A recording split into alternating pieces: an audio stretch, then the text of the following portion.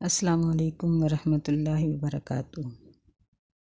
آج ہم سورہ الانعام کی آیت نمبر 111 سے شروع کریں گے انشاءاللہ۔ اعوذ باللہ من الشیطان الرجیم، بسم اللہ الرحمن الرحیم۔ وَلَوْ أَنَّنَا نَزَّلْنَا إِلَيْهِمُ الْمَلَائِكَةَ وَكَلَّمَهُمُ الْمَوْتَى، اور اگر بے شک ہم اتار دیتے ان کی طرف فرشتے بھی، وَكَلَّمَهُمُ الْمَوْتَى، اور ان سے کلام کرتے، ہم کلام ہو جاتے، مردے بھی، فوت ہونے والے بھی، وَحَشَرْنَا عَلَيْهِمْ كُلَّ شَيْءٍ قُبُلًا مَا كَانُوا لِيُؤْمِنُوا، وَحَشَرْنَا، اور ہم اکٹھا کر دیتے ان پر یا ان کے سامنے ہر چیز کو، قُبُلًا سامنے، مَا كَانُوا لِيُؤْمِنُوا، تو نہیں تھے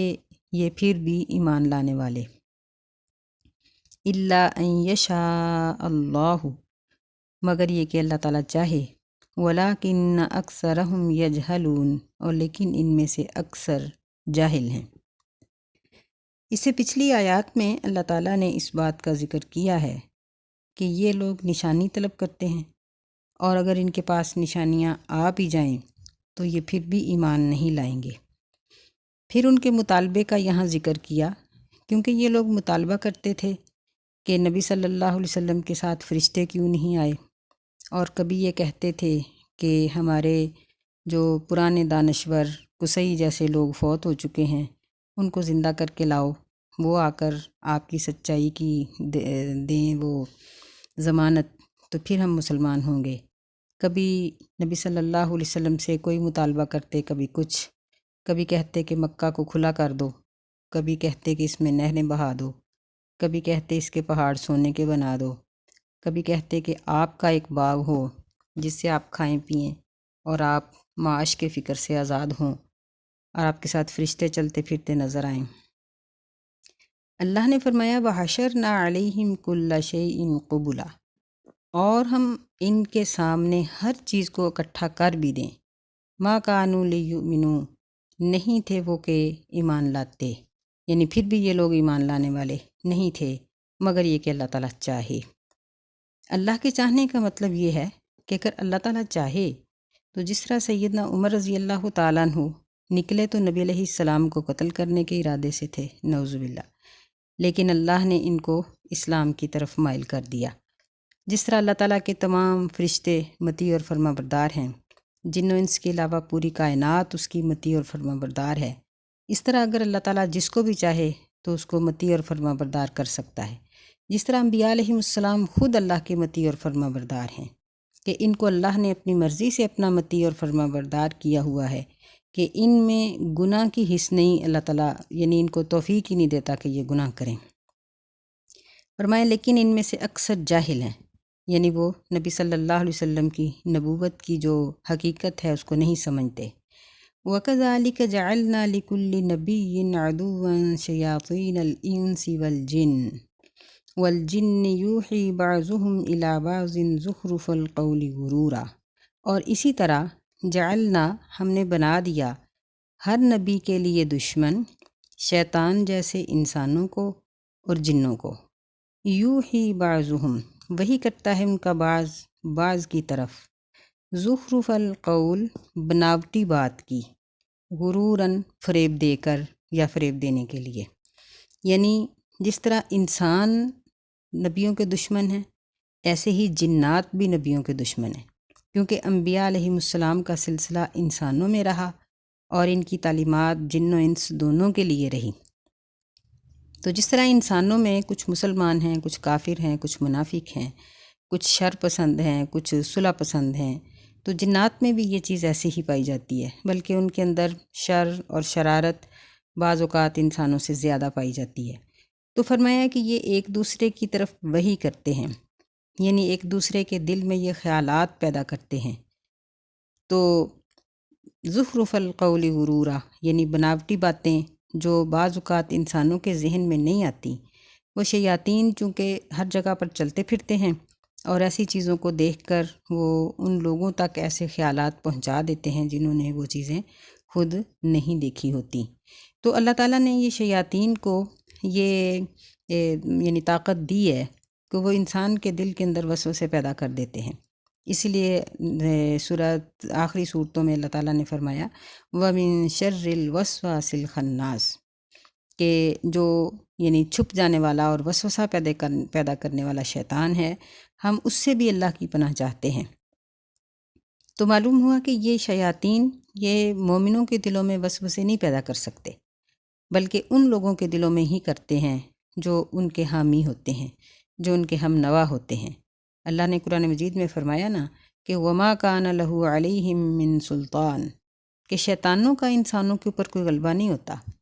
لیکن جو ان کو اپنا ساتھی بنا لیتے ہیں، دوست بنا لیتے ہیں، ان کے اوپر پھر وہ غالب آ جاتے ہیں اور پھر وہ ان کو یوں گمراہی کے کاموں کی طرف لگا دیتے ہیں۔ تو اس سے یہ پتہ چلتا ہے کہ نیک لوگوں کے دشمن صرف انسان ہی نہیں ہوتے بلکہ جنات بھی ہوتے ہیں۔ اس لیے مسلمانوں کو، نمازی لوگوں کو، پرہیزگار لوگوں کو بھی یہ چاہیے کہ صبح شام کے اذکار پڑھتے رہیں، معوذتین پڑھتے رہیں، اللہ سے مدد مانگتے رہیں کہ وہ شیاطین کی دشمنی سے بچے رہیں۔ وَلَوْ شَاءَ رَبُّكَ مَا فَعَلُوهُ فَذَرْهُمْ وَمَا يَفْتَرُونَ، اور اگر اللہ تعالیٰ چاہتا تو وہ ایسا نہ کرتے۔ فَذَرْهُمْ، بس ان کو چھوڑ دو، وَمَا يَفْتَرُونَ، اور وہ جو جھوٹ باندھتے ہیں، یعنی ان کی بناوٹی باتوں کی طرف توجہ نہ کریں۔ اگر اللہ ان کو ہدایت کی راہ پر چلانا چاہے تو اللہ اپنی باقی مخلوقات کی طرح انسان کو بھی بے اختیار کر کے ہدایت پر لا سکتا ہے۔ وَلِتَسْوَىٰ إِلَيْهِ أَفْئِدَةُ الَّذِينَ لَا يُؤْمِنُونَ بِالْآخِرَةِ، اور تاکہ جھک جائیں، مائل ہو جائیں اس کی طرف، أَفْئِدَةُ الَّذِينَ، ان لوگوں کے دل جو آخرت پر ایمان نہیں لاتے، وَلِيَرْضَوْهُ، اور تاکہ وہ اس پر راضی ہو جائیں، وَلِيَقْتَرِفُوا مَا هُمْ مُقْتَرِفُونَ، اور تاکہ وہ بناوٹی باتیں بنا لیں جو بناوٹی باتیں بنانا چاہتے ہیں۔ یعنی اگر صرف ایمان ہی ہوتا تو پھر لوگوں کی آزمائش کیسے ہوتی؟ اللہ تعالیٰ نے کفر کرنے والوں کو بھی ڈھیل دی ہے تاکہ یہ دیکھا جائے کہ مومنوں کے ساتھی کون ہیں اور کافروں کے ساتھی کون ہیں، پھر ہی کامیاب ہونے والوں کو انعام ملے گا نا۔ اگر یہ آزمائش نہ ہوتی تو پھر جنت کا انعام کیسے ملتا؟ تو فرمایا کہ ان لوگوں کو جو ڈھیل دی گئی ہے وہ یہی چیز دیکھنے کے لیے دی گئی ہے کہ یہ پتہ چلے کہ ان کی طرف کون مائل ہوتے ہیں، اور ان کی طرف وہی مائل ہوتے ہیں جو آخرت پر ایمان نہیں لاتے۔ یعنی یہ نہیں ہو سکتا کہ ایک شخص کا آخرت پر ایمان بھی ہو اور وہ اسلام دشمن بھی ہو، یہ دو چیزیں اکٹھی نہیں ہو سکتی، کہ وہ دین پر عمل بھی نہ کرے اور اس کا آخرت پر ایمان بھی نہ ہو۔ نہیں، اگر وہ ایمان کا دعویٰ کرے گا تو صرف زبانی ہوگا، جو اللہ تعالیٰ کے ہاں ناقابل قبول ہے۔ افغیر اللہ ابتغی حکما وہو الذی انزل الیکم الکتاب مفصلا، کیا پس اللہ کے علاوہ، افغیرہ یعنی اللہ کے سوا، ابتغی میں تلاش کروں، حکمن کوئی جج، کوئی فیصلہ کرنے والا، وہو الذی انزل الیکم الکتاب مفصلا، حالانکہ اللہ ہی وہ ذات ہے جس نے اتاری ہے تمہاری طرف تفصیل کے ساتھ کتاب۔ والذین آتیناہم الکتاب یعلمون انہ منزل من ربک بالحق، اور وہ لوگ جن کو ہم نے کتاب دی ہے وہ جانتے ہیں کہ بے شک یہ اتاری گئی ہے آپ کی طرف، آپ کے رب کی طرف سے حق کے ساتھ۔ فلا تکونن من الممترین، پس نہ ہو جاؤ تم شک کرنے والوں میں سے۔ یعنی جب مدینہ کے یہودیوں نے بھی قرآن مجید کا انکار کر دیا تو مشرکین مکہ کہنے لگے کہ چلو ہم تو یعنی الہامی کتاب والے نہیں تھے، ہم تو کوئی مذہبی لوگ نہیں تھے، اب تو یہودیوں نے بھی انکار کر دیا ہے، اب تمہارا گواہ کون ہے؟ اب تم کس سے اپنی تصدیق کرواؤ گے؟ طنز کی تو اللہ تعالیٰ نے یہ آیت اتاری، اور انہوں نے آپ کو یہ بھی کہا کہ اپنا کوئی حکم لاؤ، جج لاؤ، کوئی فیصلہ کرنے والا جو تمہارے حق میں فیصلہ دے کہ تم سچے ہو۔ نعوذ باللہ۔ اللہ نے فرمایا کہ ان کو کہہ دو کہ اللہ کو چھوڑ کر میں کسی اور کو اپنا جج نہیں بنا سکتا، کیونکہ اللہ ہی نے تو کتاب اتاری ہے، اور جن لوگوں کو یہ کتاب دی گئی ہے یعلمون انہ منزل من ربک بالحق، وہ اچھی طرح سے جانتے ہیں کہ یہ اللہ ہی کی طرف سے اتاری گئی ہے، یعنی صرف ان کا انکار زبانی ہے، صرف بغاوت کی وجہ سے، سرکشی کی وجہ سے، اپنی انا کی وجہ سے، اور اپنے من پسند کاموں کو چھوڑنا ان کے لیے مشکل ہے، جس وجہ سے وہ اس کا انکار کر رہے ہیں، ورنہ وہ دلی طور پر یقین کے ساتھ جانتے ہیں کہ قرآن سچی کتاب ہے۔ بس نہ ہو جا تو شک کرنے والوں میں سے، یعنی جو شک کرنے والے لوگ ہیں ان کا ساتھ نہ دیجیے، بلکہ جو حق پرست ہیں ان کا ساتھ دیجیے۔ وَتَمَّتْ كَلِمَةُ رَبِّكَ صِدْقًا وَعَدْلًا، اور پورے ہو گئے تیرے رب کے کلمات سچائی اور انصاف کے ساتھ۔ لا مبدل لکلماتہ وہو السمیع العلیم، اور اس کے کلمات کو کوئی بدلنے والا نہیں، اور وہ بہت اچھی طرح سے سننے والا اور جاننے والا ہے۔ یعنی اللہ تعالیٰ نے جو وحی آسمان سے اتاری ہے، اگر اس کو حصوں میں تقسیم کیا جائے تو اس کا ایک حصہ تو توحید پر مبنی ہے، اور ایک حصہ آخرت کے بارے میں ہے، جس کے لیے اللہ تعالیٰ نے تباہ شدہ قوموں کے واقعات اور عبرت کے بہت سے ایسے واقعات ذکر کیے ہیں، جن سے انسان یہ عبرت پکڑ سکتا ہے کہ اللہ کا اپنے نافرمانوں کے ساتھ کیا سلوک ہے، اور ایک حصہ اس کا احکامات پر مبنی ہے۔ تو یہ تینوں ہی حصے مکمل ہیں، اور تینوں ہی بالکل سچے ہیں۔ نہ قرآن جیسا عدل کوئی پیش کر سکتا ہے، نہ قرآن جیسی کوئی موعظہ اور نصیحت پیش کر سکتا ہے، اور نہ ہی اللہ تعالیٰ کی وحدانیت کی جو دلیلیں اللہ نے اس میں بیان کی ہیں اس جیسی کوئی دلیلیں بیان کر سکتا ہے۔ یعنی یہ قرآن ہر لحاظ سے مکمل ہے، اور اللہ اپنے بندوں کو بہت اچھی طرح سے سننے والا اور دیکھنے والا ہے۔ وہ خوب جانتا ہے کہ کون کیا عمل کر رہا ہے۔ وَإِن تُطِعْ أَكْثَرَ مَن فِي الْأَرْضِ يُضِلُّوكَ عَن سَبِيلِ اللَّهِ، اور اگر تو اطاعت کرے ان لوگوں کی کثرت کی جو زمین میں ہیں، یعنی جو زمین میں اکثر ہیں، اگر ان کے پیچھے لگو گے، یُضِلُّوكَ، تو وہ تجھے گمراہ کر دیں گے اللہ کی راہ سے۔ إِن يَتَّبِعُونَ إِلَّا الظَّنَّ وَإِنْ هُمْ إِلَّا يَخْرُصُونَ، وہ نہیں پیروی کرتے مگر اپنے گمان کی، اپنے خیال کی، خیالی چیزوں کی، بناوٹی چیزوں کی، اور نہیں ہیں وہ مگر اٹکل لگاتے۔ یعنی اللہ تعالیٰ نے اپنے نبی صلی اللہ علیہ وسلم کو یہ واضح طور پر کہہ دیا کہ زمین میں اکثریت جاہلوں کی ہے، اور یہ بالکل حقیقت ہے۔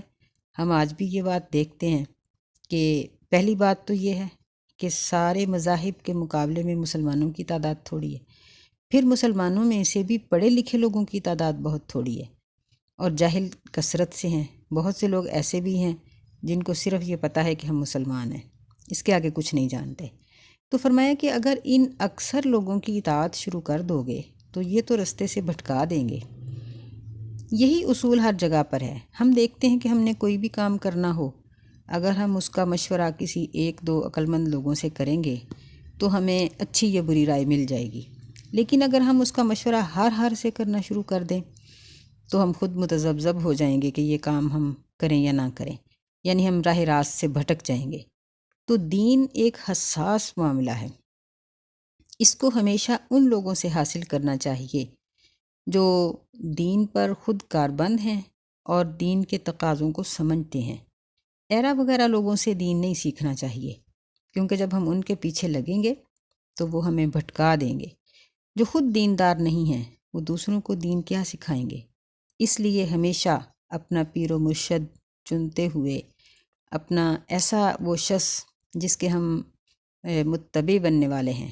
جس کی ہم پیروی کرنے والے ہیں، ہمیشہ اس کے بارے میں دیکھیے کہ اس کے علم کی کیا انتہا ہے، یعنی اس کا علم کتنا ہے، اور وہ اپنے اوپر اپنے علم کو جاری کیے ہوئے ہے یا نہیں۔ اگر وہ اپنے اس کے اندر اس دین کے اوپر عمل موجود ہے تو پھر اس کی اتباع کیجیے ان کاموں میں جو قرآن اور حدیث کے مطابق ہیں۔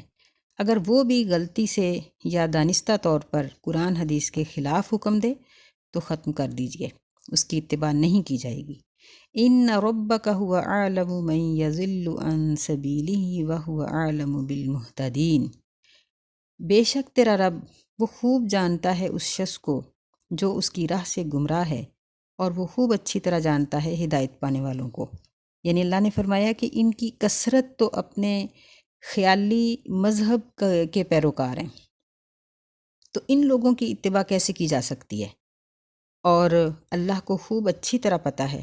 کہ اس کی راہ پر چلنے والا کون ہے اور گمراہ کون ہے، کیونکہ وہ نبی صلی اللہ علیہ وسلم کو کہتے تھے کہ نعوذ باللہ آپ بھٹک گئے ہیں، اور اسی طرح جو مسلمان ہوتا اس کو کہتے کہ یہ صابی ہو گیا ہے، بے دین ہو گیا ہے، حالانکہ وہ دیندار ہو جاتا تھا۔ تو آج کل بھی ہم دیکھتے ہیں کہ معاملہ ایسے ہی ہے، اگر کوئی شخص دین پر پوری طرح کاربند ہے تو لوگ اس کو بیوقوف کہتے ہیں، اور اگر کوئی دنیا کی ساری چالاکیاں کرتا ہے اس کو سمجھدار کہتے ہیں، حالانکہ یہ معاملہ ایسے نہیں ہے۔ وہ شخص عقل مند ہے جس کا معاملہ صاف صاف ہے، جو کسی کے ساتھ دغا نہیں کرتا، فریب نہیں کرتا، وہ اللہ تعالیٰ کے نزدیک بہترین شخص ہے۔ تو ان آیات میں اللہ تعالیٰ نے ان لوگوں کے تذکرے کیے ہیں جو اللہ سے نشانیاں مانگتے تھے یا پھر نشانیوں کے آ جانے کے بعد وہ ان کے اوپر یقین نہیں رکھتے تھے۔ تو اللہ تعالیٰ نے فرمایا کہ مسلمان کے لیے تو قدم قدم پر نشانی موجود ہے، آپ ان کے پیچھے لگ کر اپنے آپ کو ہلکان نہ کریں۔ یعنی ہمیں بھی یہی بات کہی گئی ہے کہ جب ہم اپنے ارد گرد کے ماحول کو دیکھتے ہیں نا، اب فرض کیجئے کہ اگر کسی جگہ پر 100 خواتین موجود ہیں، ان میں سے اگر 99 بے پردہ ہوں، ایک نے برقع پہنا ہوا ہو، تو بعض اوقات وہ یہ سوچنے لگ جاتی ہے کہ شاید میں ہی غلط ہوں۔ اگر تمام لوگ بے دین ہیں تو ایک شخص اٹھ کے دین کا یا نماز کا نام لے گا تو بعض اوقات یوں لگتا ہے اسے کہ شاید کہیں میں ہی غلط نہیں ہوں۔ تو ایسا خیال اپنے ذہن میں نہ لائیے، بلکہ اپنے آپ کو مضبوط کیجئے کہ انشاءاللہ ہم ٹھیک ہیں، جو دین پر عمل کرنے والے ہیں، چاہے وہ 100 میں ایک ہو یا 1000 میں ایک ہو، وہ ٹھیک ہے، اور اللہ کو خوب پتہ ہے کہ وہ صحیح عمل کر رہا ہے۔ یعنی اللہ تعالیٰ کو بتانے کی ضرورت نہیں کہ میں کیا کر رہی ہوں، اللہ کو سارا ہی پتہ ہے۔ فَكُلُوا مِمَّا ذُكِرَ اسْمُ اللَّهِ عَلَيْهِ إِن كُنتُم بِآيَاتِهِ مُؤْمِنِينَ۔ یہاں اللہ تعالیٰ نے حلت و حرمت کا تذکرہ کیا، کیونکہ اس ساری صورت میں ہی ایسی چیزوں کا ذکر آ رہا ہے کہ جو چیزیں عقیدے کے لحاظ سے حلال حرام ہیں یا اعمال کے لحاظ سے حلال حرام ہیں۔ اب حلت و حرمت کا ذکر آ رہا ہے کھانے پینے والی چیزوں کے بارے میں۔ تو فرمایا کہ سب سے پہلی بات یہ ہے کہ حلال چیزوں میں سے بھی اس چیز کو کھاؤ جس پر اللہ کا نام ذکر کیا گیا ہے۔ فَكُلُوا، پس کھا لو اس چیز سے جس پر ذکر کیا گیا ہے اللہ کا نام، اگر تم اس کی آیتوں پر ایمان لانے والے ہو۔ کیونکہ کچھ لوگ ایسے تھے جو نئے نئے مسلمان ہوتے تھے، تو مسلمان ہونے کے بعد بھی وہ اگر پہلے یہودی تھے تو اب وہ مسلمان ہونے کے بعد اونٹ کا گوشت نہیں کھاتے یا دودھ نہیں پیتے۔ تو فرمایا کہ یہ سب چیزیں حلال ہیں، ان کو کھاؤ۔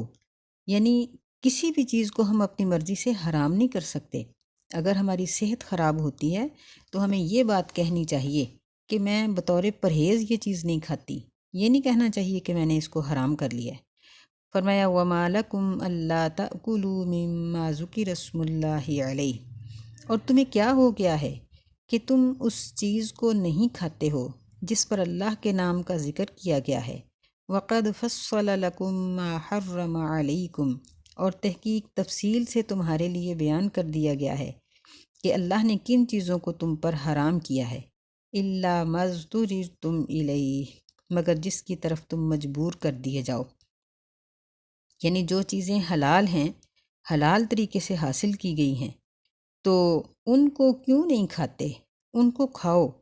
جبکہ اللہ تعالیٰ نے حرام چیزوں کی فہرست دے دی ہے۔ یعنی ان حلال جانوروں میں سے بھی اگر کوئی مر جاتا ہے تو اس کو ہم نہیں کھا سکتے، یا جو جانور حرام ہیں ان کو نہیں کھا سکتے،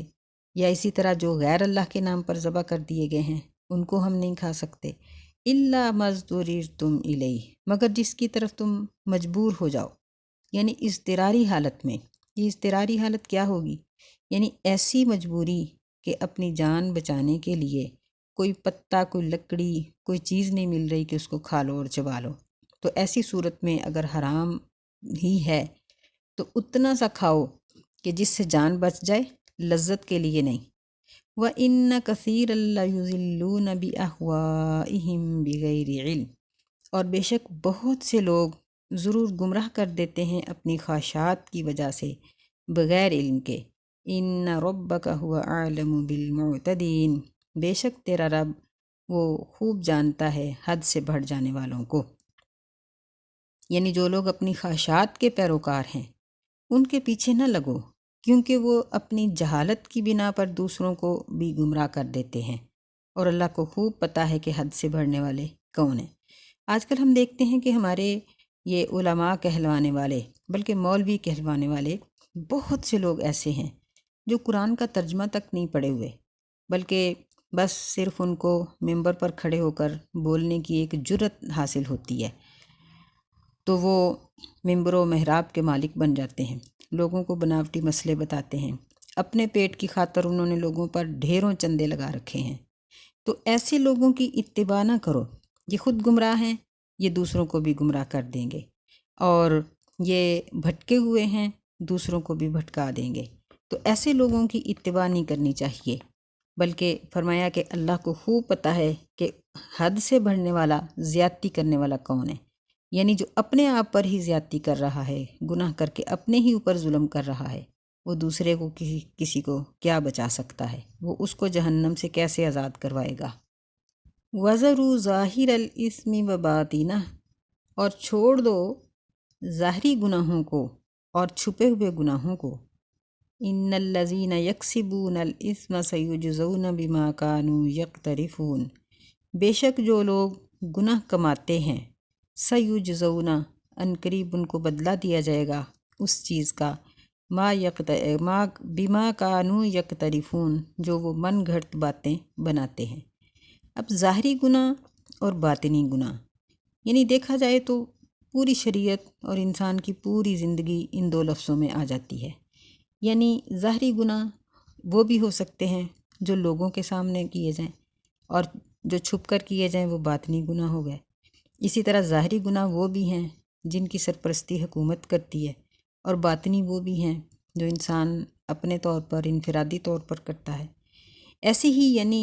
ہر وہ گناہ جس کا عمل نظر آ رہا ہے وہ ظاہری گناہ ہے، اور جس گناہ کا تعلق انسان کے دل کے ساتھ ہے، مثلا کسی کے بارے میں برا سوچنا، یا بخل کرنا، یا کدورت رکھنا، یا منافقت رکھنا، ان سب چیزوں کا تعلق باطنی گناہوں کے ساتھ ہے۔ اسی طرح یعنی ایمان اور عمل صالح یہ ظاہری طور پر آ جاتے ہیں، یا اس کے مقابلے میں بے نمازی ظاہری طور پر آ جائے گی۔ اور اگر ایک انسان نماز پڑھ رہا ہے، ظاہری تو اس کا اچھا ہے، لیکن اگر اس کی نماز کے اندر وہ الفاظ ہی نہیں پڑھ رہا، یا برے طریقے سے پڑھ رہا ہے، یا وہ پڑھ رہا ہے تو اس کی سوچ ہی درست نہیں ہے، وہ سوچ کچھ اور رہا ہے اور الفاظ کچھ اور پڑھ رہا ہے، تو یہ باطنی ہو جائے گا۔ یعنی یوں کہا جا سکتا ہے کہ ہر عمل کا ایک ظاہر ہوتا ہے اور ایک باطن ہوتا ہے، تو ہر عمل کو ظاہری طور پر بھی اچھا بنائیں اور باطنی طور پر بھی اچھا بنائیں، دونوں حالتیں مسلمان کی اچھی ہونی چاہیے۔ ایک حدیث آتی ہے، نبی صلی اللہ علیہ وسلم نے فرمایا کہ اس بندے کے لیے خوشخبری ہے جس کا ظاہر اور باطن ایک طرح کا ہے۔ اس کا مطلب کیا ہوا؟ مطلب یہ ہے کہ اگر فرض کریں کہ وہ بہت اچھی نماز پڑھتا ہے، تو جب وہ مجلس میں پڑھتا ہے تب بھی اچھی پڑھتا ہے، اگر اکیلے میں پڑھتا ہے تو تب بھی اچھی پڑھتا ہے۔ اگر وہ ایسا کرے گا کہ مجلس میں اچھی پڑھے لیکن اکیلے میں بری پڑھے، تو یہ اس کی منافقت ہے۔ اور اگر وہ اکیلے میں اچھی پڑھے اور وہ مجلس میں بری نماز پڑھے، یعنی بہت جلدی پڑھے، اس ڈر سے کہ کہیں ریاکاری نہ ہو جائے، تو یہ حالت بھی اس کی اچھی نہیں ہے۔ غالباً سیدنا ابو ہریرہ رضی اللہ تعالیٰ عنہ نے پوچھا تھا کہ اللہ کے رسول، بعض اوقات یوں ہوتا ہے کہ انسان ایک نیک عمل کرتا ہے، وہ نہیں چاہتا کہ کوئی دیکھے، لیکن دیکھ لیتا ہے۔ مثلاً اس نے روزہ رکھا، اب اس کی نیت نہیں تھی کہ کسی کو بتائے، لیکن کوئی معاملہ ہی ایسا ہو گیا کہ بتانا پڑ گیا کہ میرا روزہ ہے۔ اب وہاں دو صورتیں ہیں، اگر وہ بتاتا ہے کہ میرا روزہ ہے تو اس کا عمل کھل جائے گا۔ اگر وہ جھوٹ بولے گا کہ میں نے روزہ رکھنے کے باوجود وہ کہے کہ نہیں جی میری کوئی اور وجہ ہے، میں یہ چیز اس لیے نہیں کھا سکتا، تو جھوٹ بول دے، تو یہ اس کے لیے گناہ کی بات ہوگی۔ تو ایسی صورت میں پھر کیا ہو؟ تو نبی صلی اللہ علیہ وسلم نے فرمایا کہ یہ جو مومن کی اس طرح سے اچھی حالت دوسروں کے سامنے ظاہر ہو جاتی ہے، تو یہ اس کے لیے ایک خوشخبری ہے جو اللہ تعالیٰ اس کو جلدی دنیا پہ دے دیتا ہے۔ یعنی اگر ایک شخص ایک نیکی کرتا ہے، مثلاً ایک شخص تہجد پڑھتا ہے، دوسرا اس کو پوچھتا ہے کہ آپ پڑھتے ہیں، تو وہ کہے کہ نہیں میں تو نہیں پڑھتا، تو یہ گناہ ہے، حالانکہ اس نے اپنا نیک عمل چھپانے کے لیے کیا۔ لیکن ایسی جگہ پر اس عمل کو چھپائیں نہیں، بلکہ بتا دیں کہ ہاں جی ہم پڑھتے ہیں۔ اور اگر کوئی نہیں پڑھتا تو کہہ دے کہ میں پڑھتا ہوں، تو یہ غلط ہے، یہ ریاکاری ہے، یہ ٹھیک نہیں ہے۔ فرمایا کہ جو لوگ گناہ کرتے ہیں ان کو ان کے ان بناوٹی کاموں کا بہت جلدی بدلہ دے دیا جائے گا۔ وَلَا تَأْكُلُوا مِمَّا لَمْ يُذْكَرِ اسْمُ اللَّهِ عَلَيْهِ، اور نہ کھاؤ تم اس چیز سے جس پر نہیں ذکر کیا گیا اللہ کے نام کا۔ وَإِنَّهُ لَفِسْقٌ، اور بے شک وہ ضرور فسق ہے، نافرمانی ہے۔ اس آیت کی بنا پر اگر ہم ظاہر اور باطن کو دیکھیں تو اس کا مطلب یعنی کھانے پینے میں بھی ہو جاتا ہے کہ اب اگر ایک شخص ظاہری طور پر توحید پرست ہے لیکن اندر کھاتے وہ حلال حرام سارا کچھ ہی کھا رہا ہے، لوگ چھپ کر رشوت لیتے دیتے ہیں، چھپ کر انہوں نے اپنی بیمہ سازی کرائی ہوتی ہے، یا وہ چھپ کر سود لیتے دیتے ہیں، تو یہ گناہ ظاہری ہو یا باطنی اللہ کی نگاہ سے یہ چھپا ہوا نہیں ہے۔ تو فرمایا کہ اس چیز کو نہ کھاؤ جس پر اللہ کا نام ذکر نہیں کیا گیا، بے شک وہ ضرور فسق ہے۔ تو نام ذکر نہیں کیے گئے کا ایک مطلب تو یہ ہے کہ وہ غیر اللہ کے نام پر ذبح کر دیا گیا، یعنی اللہ کے علاوہ کسی اور آستانے پر، کسی اور بدعتی تہوار پر، یا کسی اور شخص کے نام کا، تو وہ نہ کھاؤ۔ اور ایک یہ ہے کہ جس کو غیر اسلامی طریقے سے بغیر بسم اللہ کے کاٹ دیا گیا ہے، وہ بھی نہ کھاؤ، جس طرح ہندو جھٹکا کرتے ہیں، اور کچھ لوگ ایسے ہیں جو جانور کو ذبح کرنے کی بجائے اس کے سر میں ایک چوٹ ایک خاص جگہ پر لگاتے ہیں جس سے جانور بے ہوش ہو جاتا ہے، پھر اس کو عام طریقے سے کاٹ لیتے ہیں، یعنی گردن نہیں کاٹتے بلکہ اس کو ویسے ہی سارا کاٹ لیتے ہیں، یا گولی مار دیتے ہیں، یا کرنٹ لگا دیتے ہیں۔ تو یہ ساری چیزیں منع ہیں، ان چیزوں سے وہ جانور حرام ہو جاتا ہے۔ تو فرمایا کہ ایسی چیزوں کو نہ کھاؤ، یہ فسق ہیں، یعنی جہاں یہ فسق ہیں، بلکہ یوں کہنا چاہیے کہ ان کے کھانے کی جو نافرمانی ہے اس کی بہت بڑی ایک وجہ یہ ہے کہ اللہ کی اطاعت سے نکلنے کے ساتھ ساتھ انسان اپنی جو صحت کے جو اس کے اصول ہیں ان سے بھی نکل جاتا ہے، یعنی جو چیزیں جو جانور غلط طریقے سے کاٹے جاتے ہیں ان کا گوشت ایک تو شرعی لحاظ سے کھانا حرام ہے، طبی لحاظ سے بھی وہ چیزیں انسان کے لیے مضر ہیں، اس کی صحت کے لیے ٹھیک نہیں ہیں، اور اللہ تعالیٰ انہی چیزوں کو حرام کرتا ہے جو ہماری طبیعت کے مخالف ہوتی ہیں، جو چیزیں ہمارے لیے موافق ہیں وہ حرام نہیں کی گئیں۔ وَإِنَّ الشَّيَاطِينَ لَيُوحُونَ إِلَىٰ أَوْلِيَائِهِمْ لِيُجَادِلُوكُمْ، اور بے شک شیاطین یہ ضرور وہی کرتے ہیں اپنے دوستوں کی طرف تاکہ وہ تم سے جھگڑا کریں۔ یہاں پھر وہی چیز ذکر کی گئی ہے کہ یہ ایک دوسروں کے دلوں میں یہ وسوسے پیدا کرتے ہیں، مسلمانوں کو لڑاتے جھگڑاتے رہتے ہیں کہ آپس میں ان کا لڑائی جھگڑا ختم نہ ہو، اور ان کو ایسی ایسی باتیں ان کے ذہنوں میں ڈالتے ہیں، الٹے الٹے قسم کے اعتراض، الٹی الٹی دلیلیں، کہ بس آپس میں لگے رہو۔ فرمایا وَإِنْ أَطَعْتُمُوهُمْ إِنَّكُمْ لَمُشْرِكُونَ، اور اگر تم ان کی اطاعت کرو گے تو بے شک تم ضرور مشرک ہو جاؤ گے۔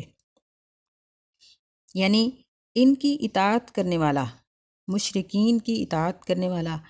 یا ان کے تہواروں پر ان کی نظر و نیاز ہوتی ہے ان کو کھا کر ان کو تقویت بخشنے والا، ان کے ساتھ گناہ میں شامل ہونے والا، ان کے ساتھ برابر کا شریک ہے۔ انکم لمشرکون، بے شک تم بھی اس وقت مشرک ہو جاؤ گے۔ یعنی اب فرض کیجئے کہ ایک شخص کوئی غیر اللہ کے نام کی چیز بانٹ رہا ہے، اگر لوگ اس کو قبول ہی نہیں کریں گے تو ظاہر ہے کہ اس کی حوصلہ شکنی ہوگی، وہ آئندہ کرے گا نہیں،